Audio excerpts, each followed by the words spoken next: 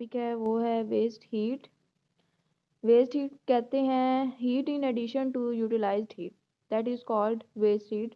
जो हीट हम यूज़ कर लेते हैं उसके अलावा मज़ीद जो हीट होती है जो हमारे इस्तेमाल में नहीं होती उसको हम कहते हैं वो है हमारी वेस्ट हीट।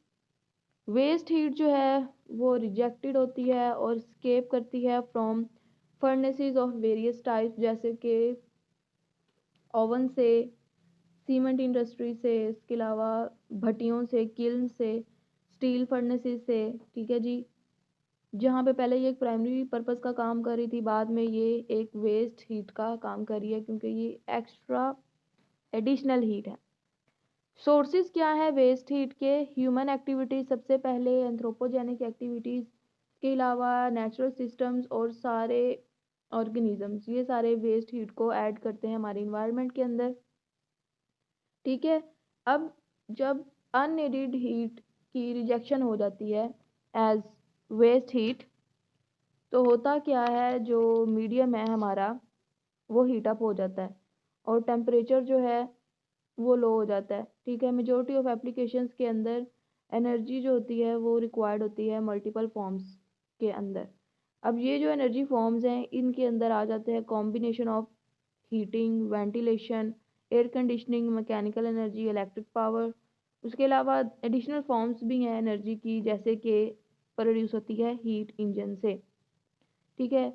जो कि एक जिसके अंदर सोर्स ऑफ हाई हीट या फिर टेम्परेचर यूज़ किया जाता है।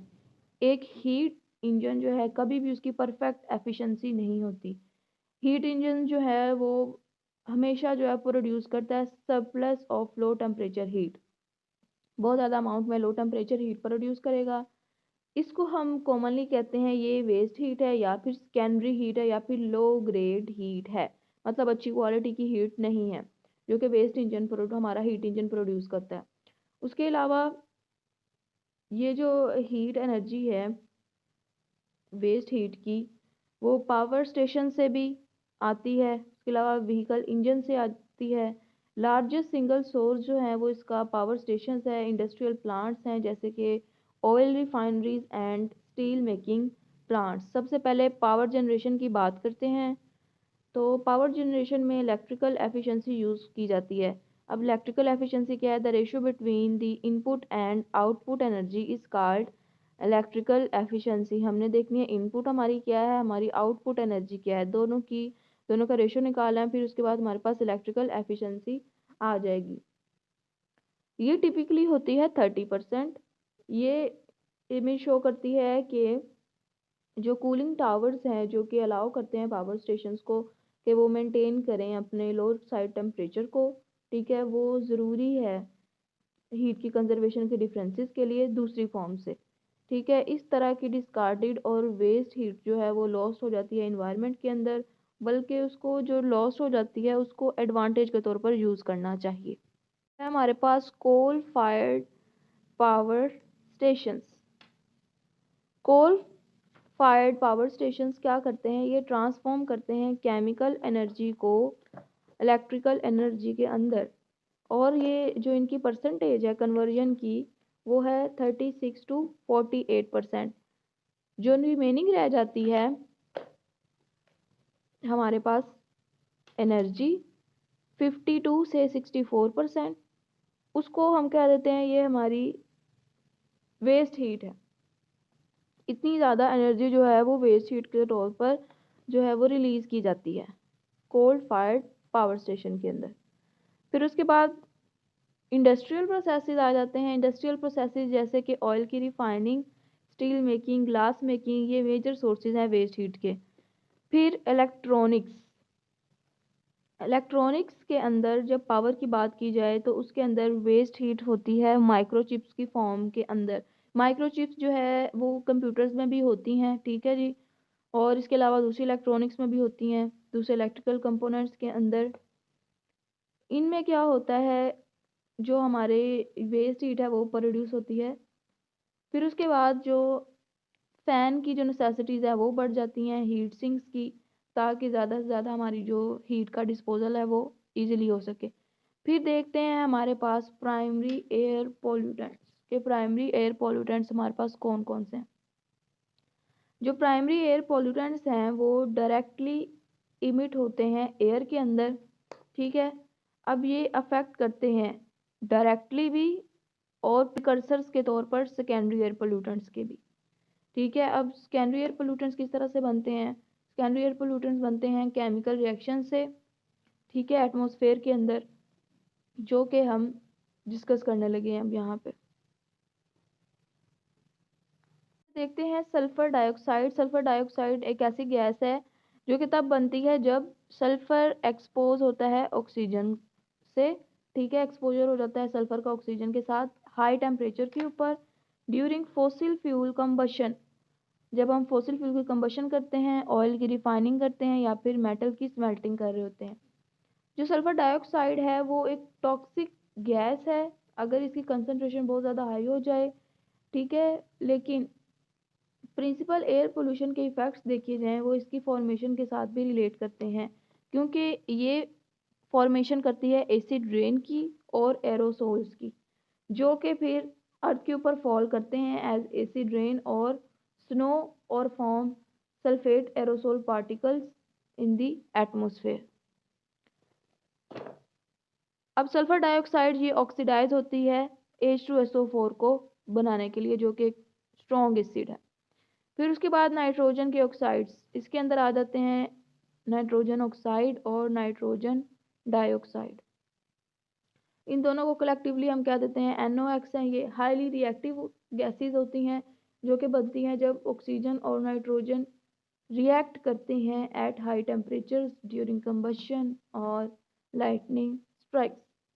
नाइट्रोजन जो प्रेजेंट होती है फ्यूल के अंदर उसको वो भी एमिट होती है as gases in the form of nitrogen oxide and nitrogen dioxides.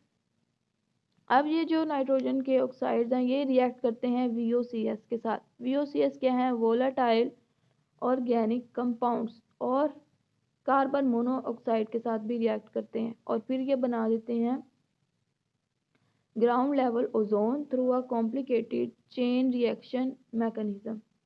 फिर उसके बाद जब इसकी ऑक्सीडेशन होती है तो ये नाइट्रिक एसिड बनाती है HNO3। सल्फ्यूरिक एसिड की तरह नाइट्रिक एसिड भी कंट्रीब्यूट करता है एसिड डेपोजिशन के अंदर और एरोसोल्स के अंदर, ठीक है। नेक्स्ट हम पढ़ते हैं कार्बन मोनोऑक्साइड। कार्बन मोनोऑक्साइड ये एक पॉइजनस गैस है, ओडोरलेस कलरलेस गैस है जी। कार्बन मोनोऑक्साइड जो कि बनती है इनकम्प्लीट कंबशन से ऑफ कार्बन इन फ्यूल।